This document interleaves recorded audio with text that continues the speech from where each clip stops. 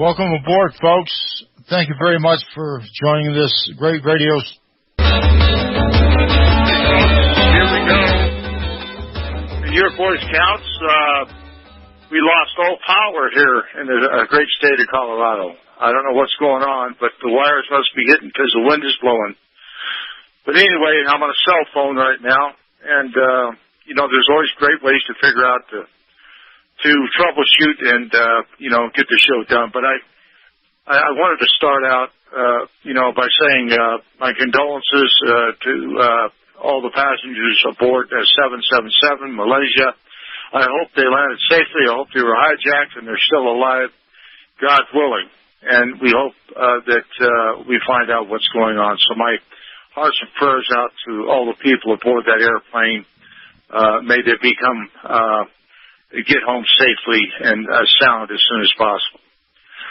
My guest today, Bob has been on before. Mr. Bob Hamel is a United States naval veteran. He's a commander, very high-ranking commander. When you put the scrambled eggs on your hat, I guess that must be a chilling moment because of the gratitude that you've earned from the United States Navy and the people that your peers, the people that give you accolades. And Bob was a helicopter pilot aboard the USS America when our ship was attacked by the State of Israel, June 8, 1967. Bob and his courageous crewmates came to our aid to help us get the wounded off the ship. In fact, Bob's helicopter was the first there. And if people don't know what these men do, these helicopter pilots and their crew, they're very, very brave human beings. So they'll do whatever they have to do to save and protect their crewmates, their fallen mates, to go into the sea, whatever it may be. No job is too big or too small for them to handle. And I appreciate Bob Hamel and his dedication to duty. And also Bob is a retired airline captain from the Piedmont Airlines, which I used to fly a lot out of Greensboro, North Carolina. But Bob, if you just hang on just a moment, please, and we'll get right to you. As like I say, we're on we're kind of doing this on a troubleshooting deal here, but we'll get through it. Also, I want to thank Republic Broadcasting Network, and my board operator today is Manny, a very seasoned, well-adjusted human being in doing this type of work. He's a great guy, and he understands the truth, and he understands working for RBN. It's a, real news, real talk, real people, because you can't handle the truth. And thank you, John Statmiller, for continuing to give me the opportunity to tell the truth about the USS Liberty. 34 Americans murdered by the State of Israel. Murdered, that's right, folks, murdered, and 174 others wounded, including myself. Two-thirds of the ship was either dead or wounded, and I know Bob was the first there and got the first off of our great ship, USS Liberty. I also want to thank Kat Faber. There's her songs, and she's a producer. Also, Ron Kukl. Ron was in charge of body recovery and identification. He is a very valuable asset to this radio show, and it isn't my radio show. It's the crew's radio show. It's everybody's radio show that loves America and cares about their soldiers, sailors, and Marines, Coast Guardmen, and on and on and on. Also, John Gadusco, a trusted friend, mentor to me. Please go to his website at tinyurl.com/USS Liberty, tinyurl.com/USS Liberty. Also, before we talk to Mr. Bob Hamel, I want to thank Ernie Gallo, going to the National Press Club and doing a yeoman's job in getting this story out about the USS Liberty. Are we going to a break? I guess not. Ernie did, like I say, a yeoman's job of getting the USS Liberty story out. There was a couple of the so-called errors, people called them, like a 29 by 35 foot hole or a 45 by 45 foot hole, or it really doesn't make any difference to me. I've always said it was 40 by 40, and I'm going to stick with that. But some people say to be correctly, you have to say exactly what the hole size was, and they say it's 29 by 35 by an expert, and no disrespect to that expert either, but he wants to make sure the truth is out there. But the men that died, we'll be right back, folks. Support your sponsors on RBN, please. God bless America. We'll see you in just a minute.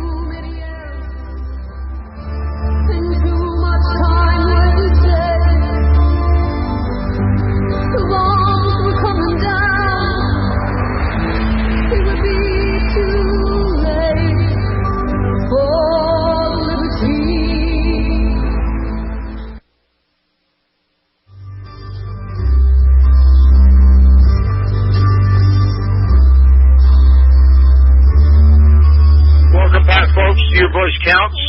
Appreciate it very much.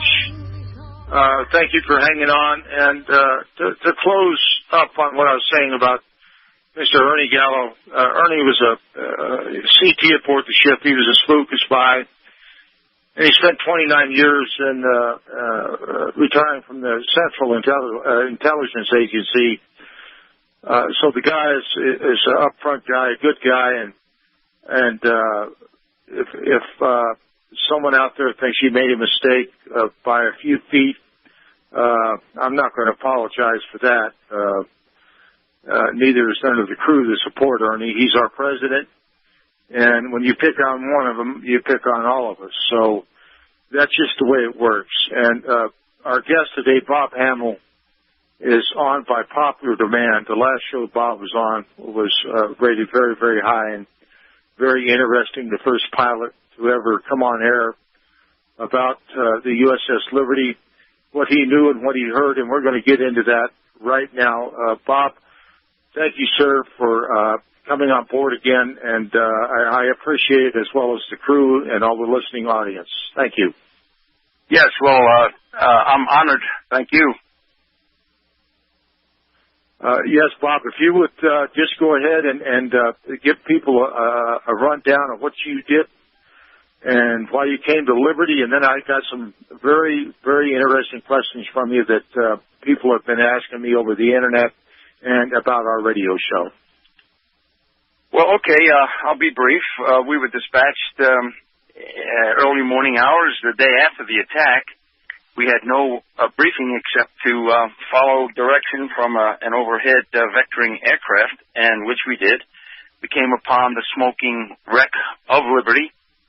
By my calculations, 12.6 miles off the coast of Sinai, and ship was listing and lightly smoking, and we made our way, I think it was to the port bow. I was facing aft, got a couple wheels on the deck, and we all were astounded at what we saw, and we all saw one of your crewmen stick his head out. I'd certainly like to hear his story, but he stuck his head from around a hatchway and peeked out, and we waved him toward us, and he was reluctant to come over to us. And when he finally did, he asked my co-pilot if we were there to help him, and we were all very incredulous at this. He was very relieved that we were there to help and not to do more damage. So, long story short, we took 6 or 7 wounded off, flew them back to America. En route to America, I wanted to know what was going on, since I did not get a briefing, which is not unusual for helicopter crews aboard aircraft carriers, as much of the audience will agree. So I had my crewman put his helmet on, the most lucid of the wounded, and I asked him what happened. And then he told me what happened, and I'll keep quiet right now, and I'll recount what he told me if you want me to do that again. So over to you. Oh, absolutely. Please do, Bob. Okay, pardon me. So he was obviously wounded and had been triaged down below, and we were getting best speed back to America, and he had about 10 minutes to speak to me that I recall, and he said they had a holiday routine on the ship, and as we all know, some men will bring up lawn chairs and whatnot, and the crew of Liberty were sunning themselves on the deck, holiday routine, and they were watching what I was told by this wounded crewman. They considered it an air show by the Israeli Air Force. And they were waving, and, hey, things are great. I mean, who didn't know Liberty was an intelligence ship? And they felt no sense of danger whatsoever. And all of a sudden, the deck started to explode, and they were strafed by several jets. And I'm not repeating things that I have subsequently read or been told. I'm just trying to isolate what he told me. So the deck exploded, and men were wounded, and he did mention torpedoes, excuse me, in the plural, one of which hit the ship. And the patrol boats were out there. He mentioned them. I think that was the launch pad for the torpedoes. And then they went about doing the best they could to rescue the wounded. And basically, that's what he told me. Now, subsequently, back on the ship, we had all the wounded men out for a photo op, because, as you know, America was loaded with newsmen and photographers. And my crewman actually took pictures of some of the wounded. And so some of my stories, again, came from those wounded people on the deck of America. And, I could go on, but if people read Innes's book and listen to Gallo and whatnot, they'll get the full story much more than I can tell them. I only have this one little slice that I can discuss verbatim. Well, so, you were there, Bob. You were the first American craft to come to our aid, and believe me, it was a very welcome and wonderful sight.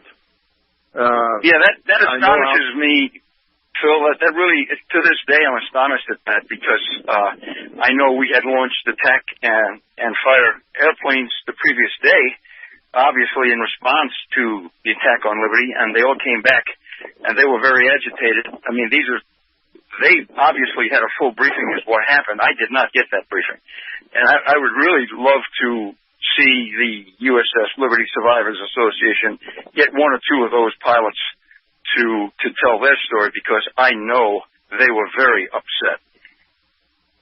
Absolutely, and I heard the same sentiments from the pilots of Saratoga that were recalled and to leave us out there at the hands of Israel to destroy our ship and kill every man aboard.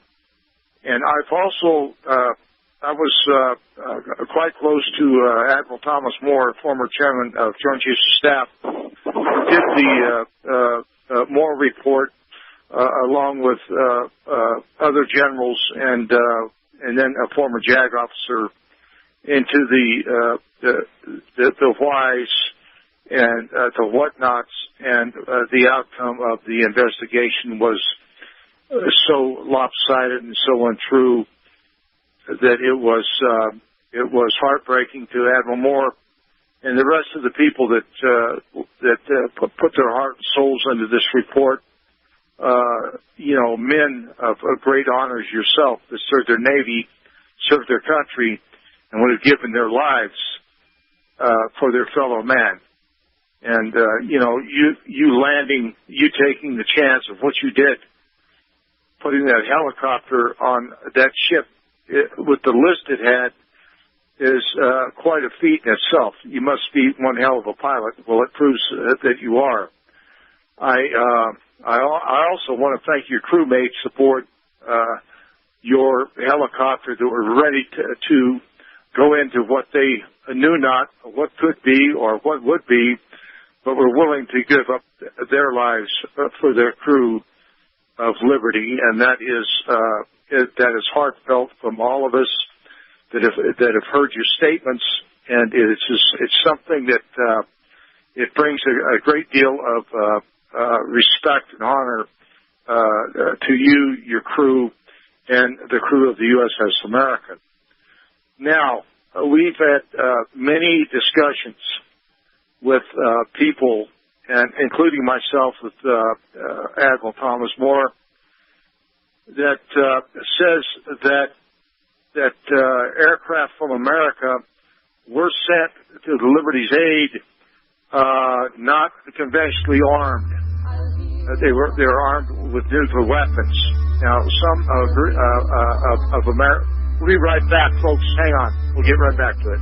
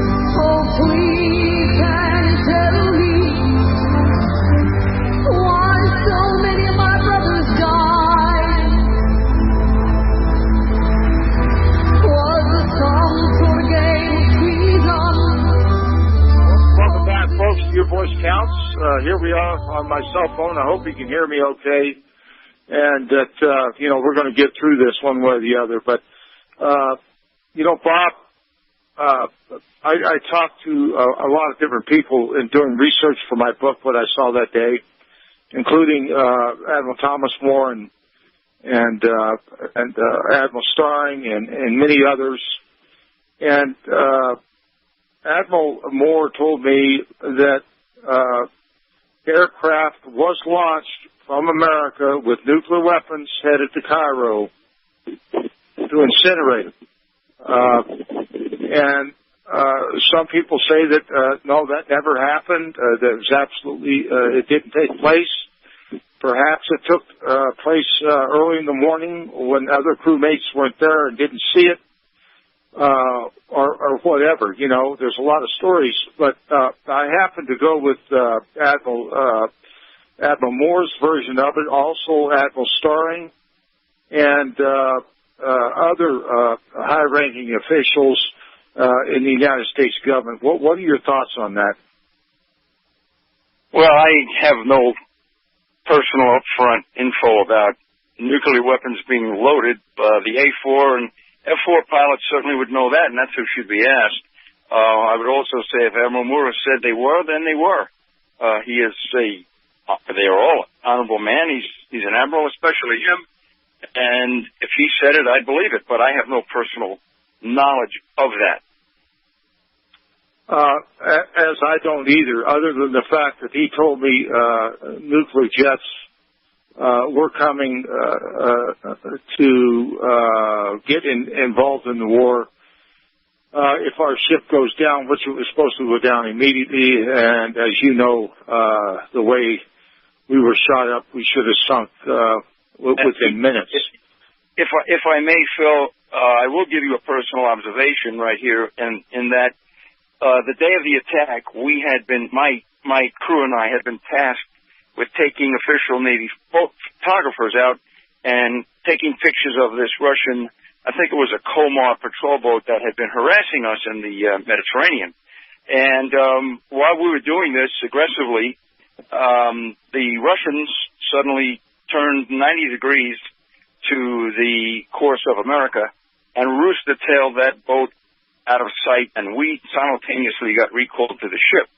I later determined that all this took place at the time of the attack on Liberty, and my crewmates and I speculated, and I illustrate that we speculated that the subsequent launch of A4s and F4s was somehow in response to a Russian attack.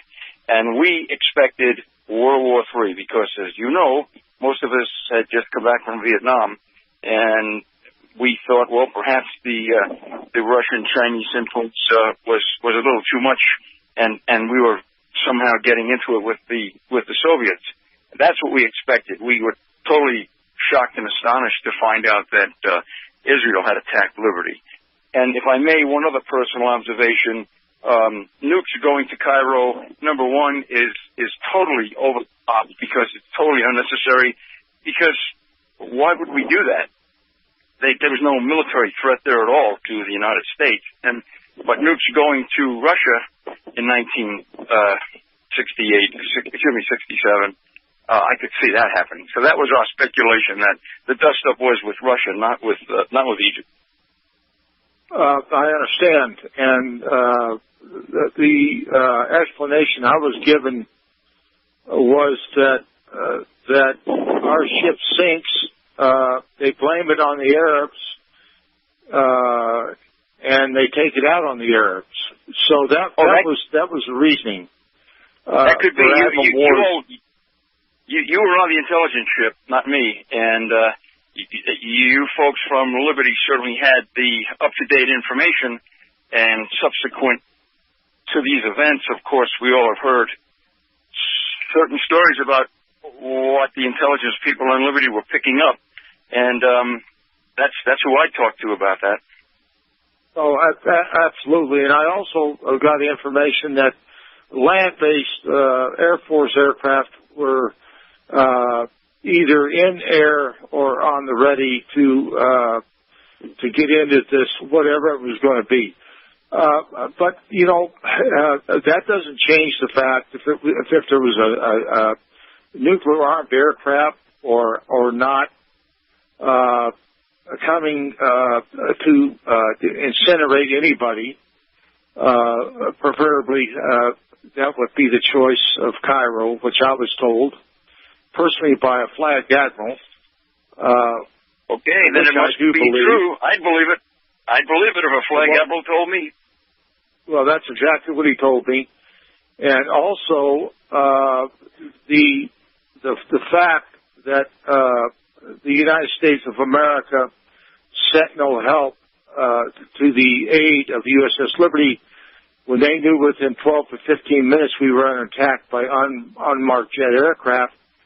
And the cover-up for the last almost 47 years, if this is so easy to explain, Bob, why haven't they gotten the crew in front of Congress and related intelligence people to investigate this? Now, if the nuclear thing is totally out of bounds, it really, it really has no bearing on the fact that Israel did get by with cold-blooded premeditated murder on Americans that were left out there alone by their own government then and now. So it becomes a catch-22. I don't know all the facts. I wish I did. I've come as close as I could to get people on board. We also have credible information. The USS America, which was a submarine that was commissioned in 1946, was there. The ship's logs proves it was there, but none of the crew will speak. So it is. Perhaps we got one that will. We got one that is going to speak, and it'll be on this radio show. But well, I hope so. I had one of those crewmen come up to me. I wear my Liberty baseball cap whenever I can, and one of them came up to me out in San Diego several years ago, introduced himself, and very cryptically mentioned that he was on the submarine that was in that operating area of Liberty. And I asked him some questions, and he terminated the conversation, and that was that. I was astonished. Well, yeah, that sure sounds like one of the Amberjack sailors or the Samuel Jackson, but the fact still remains. How do we right this wrong on Americans, Bob? How do we? Wouldn't it be just a great honor for all Americans that have served their country to get the real truth out about what Israel did to America and how it's been covered up? And as I said before, not just by the LBJ administration, but every administration says that, including the Obama administration. What you get back was a mistaken identity, and they paid reparations, they were sorry, and so on and so forth. And then the chief investigating officer, Ward Boston, has put out a declaration before his death that the Board of Inquiry was all lies, every bit of it, and Admiral Isaac Kidd and Admiral John McCain, father of John McCain, the senator, knew it. But they pushed it through an investigation of this length in 7 days. We'll be right back, Bob. Hang on.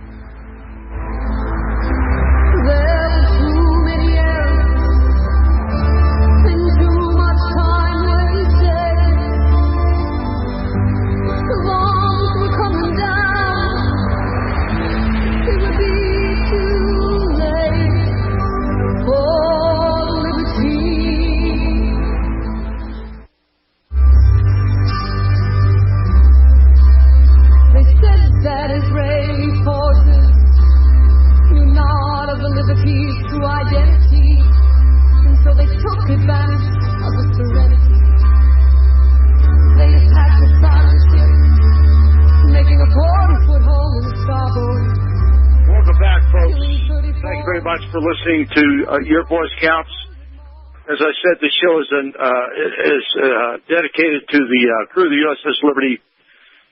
And all Americans, I mean, especially all the guys that were in the Med that helped us, and especially our honored guest today, Bob Hamel, expert in flying aircraft, a person with great integrity. And, you know, Bob, I'm going to bring on a caller, but first I want to ask you, is it, to your knowledge, do you know for sure that any aircraft left America to come to help Liberty?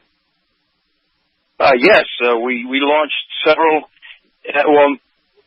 To do what, I don't know. Again, I was flying a plane guard, and we had like 6 or 7 landings and takeoffs that day, but they brought up A4s and F4s, which were armed, and launched them. And we, again, were not briefed as to why. It might sound ridiculous, but that's the way it was, and we speculated that this might be something with Russia. So, yes, we did launch armed planes from America the day of the attack, and they were launched right after that Soviet Komar took off with the rooster tail. So we were expecting something very, very serious, and only the next morning did I personally find out it was Liberty. When I got there. Bob, outstanding, and that's exactly what you told me before.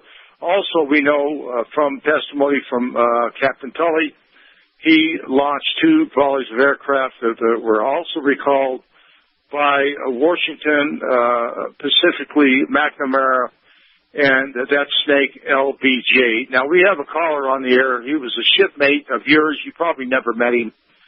But he was aboard the USS America, and this person we're going to bring up is a very knowledgeable, and he's an honored guy, and he tries to do everything he can for the USS Liberty.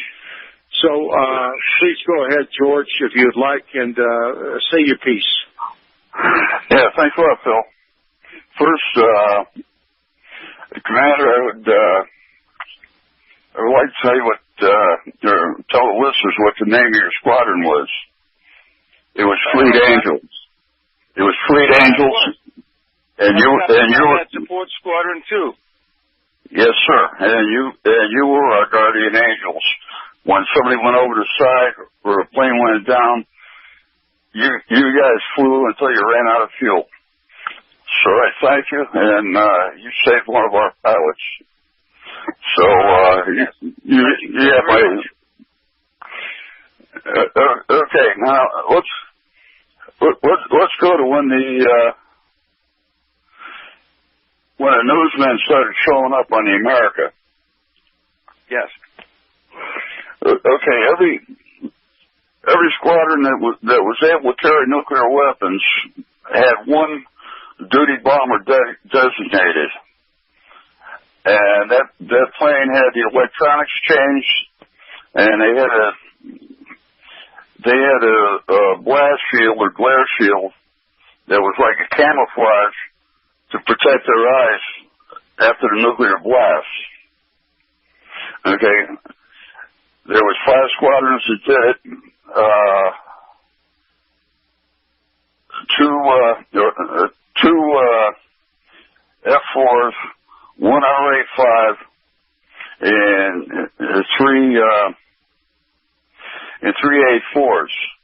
My squadron was VA-66 with the blue lightning bolts called the Waldos. Sure. Oh yeah.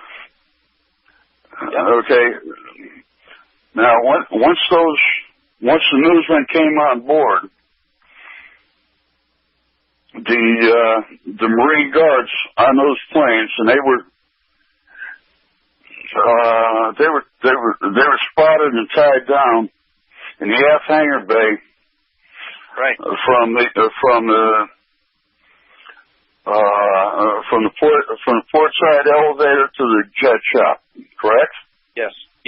I do believe that. Yes. Okay. Now, at no time when those newsmen were on board were those planes ever moved from that spot.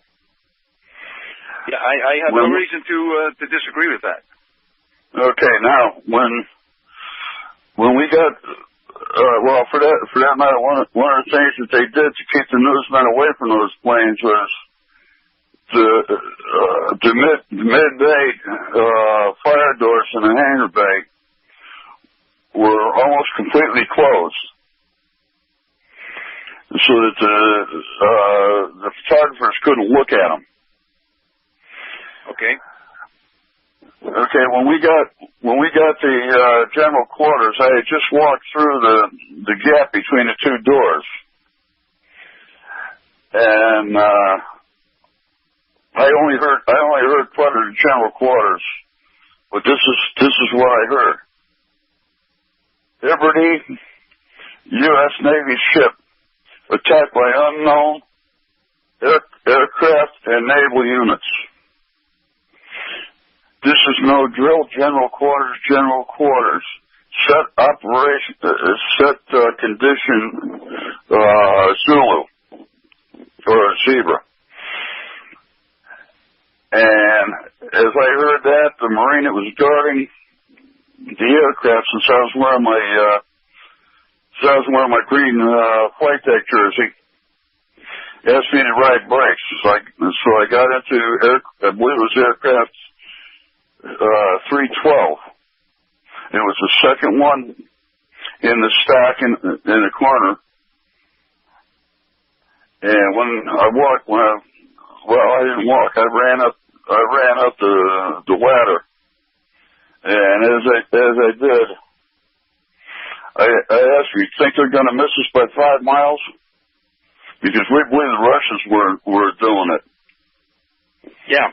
And you remember that 5 miles? That's the nuclear. Yeah. I was out taking pictures at the time of that Comar boat. I never heard the GQ announcement.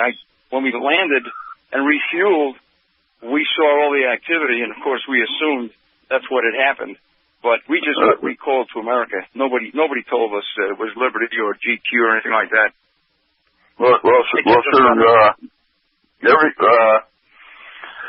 anyway, I was in that cockpit for over 2 hours, and not one of those 5 aircraft moved. Oh, I'm not surprised. I don't think any nuclear armed planes were launched. I find it incredulous that anybody would think we would do that to Cairo. I mean, yeah, go to Moscow at the time, of course. Actually, we wouldn't be surprised. Actually, I understand. Well, actually, sir, I understand why they might have thought so. If you recall, a few days before the thing heated up, Admiral Martins only had four ships to worry about, and he kept track of the Saratoga and her carrier air group, but he didn't have to keep track of all of them all together, and then all of a sudden, bam! And according to Captain Tully, there was no communication between America or the Saratoga, so everything was filtered through him.